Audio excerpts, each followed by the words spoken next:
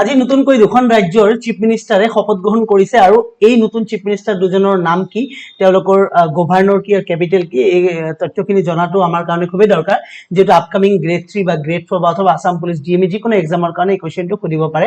তো first of Andhra প্ৰদেশৰ chief মিনিষ্টাৰে আজি শপত গ্ৰহণ কৰিছে আৰু তেখেত হৈছে 13 চিফ মিনিষ্টাৰ আৰু তেখেতৰ নাম হৈছে নাৰা চন্দ্ৰবাবু নাইডু। দ্যাট মিন্স নাৰা চন্দ্ৰবাবু নাইডু হৈছে বৰ্তমান অন্ধ্ৰ প্ৰদেশৰ মুখ্যমন্ত্ৰী আৰু চন্দ্ৰবাবু নাইডুৰ নাম আমি ভালে কেইদিনৰ পৰা শুনি আছো মিডিয়াত। Government that means government form কৰাৰ কাৰণে চন্দ্ৰবাবুৰ নামটো খুব ফেমাস হৈ আছে। তো অপশন যেতিয়া কোৱেশ্চন যেতিয়া সুধিব যে অন্ধ্ৰ প্ৰদেশৰ বৰ্তমান চিফ মিনিষ্টাৰৰ নাম কি, অপশনত কিন্তু ডাইৰেক্ট চন্দ্ৰবাবু নাইডু দিয়া নাথাকিব, যেহেতু তেখেতৰ ফুল নাম হৈছে নাৰা চন্দ্ৰবাবু নাইডু। এটা অপশনত দি দিলে নাৰা চন্দ্ৰবাবু নাইডু, সেকেন্ড অপশনত দি দিলে যে কিবা আৰু বিএন চন্দ্ৰবাবু নাইডু বুলি, তো তেতিয়া কিন্তু ম্যাক্সিমাম ক্যান্ডিডেটে পাজল হৈ যাব যদি ভালকে গোটেই নামটো নাজানে। তো ইম্পর্টেন্ট হয়। তো নাৰা চন্দ্ৰবাবু নাইডু হৈছে 13 chief minister of Andhra Pradesh, ঠিক আছে। আৰু বৰ্তমান গভৰ্ণৰৰ নামটো জানিম লগে লগে, এটো ইম্পৰ্টেন্ট হয়। তো ৰাজ্যপাল হৈছে এস আব্দুল নাজিৰ। এস আব্দুল নাজিৰ হৈছে বৰ্তমান অন্ধ্ৰ প্ৰদেশৰ ৰাজ্যপাল।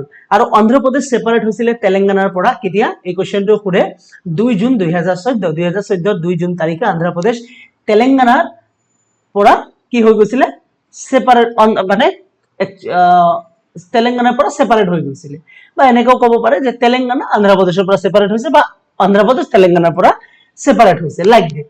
যেহেতু বেলেগ ৰাজ্য বনালে আলটিমেটলি তেলেংগানাৰ পৰা অন্ধ্ৰ প্ৰদেশ সেপাৰেট হল, বা মেইন অন্ধ্ৰ প্ৰদেশে আছিল, তেলেংগানাটো নতুনকে ফৰ্ম হৈছে।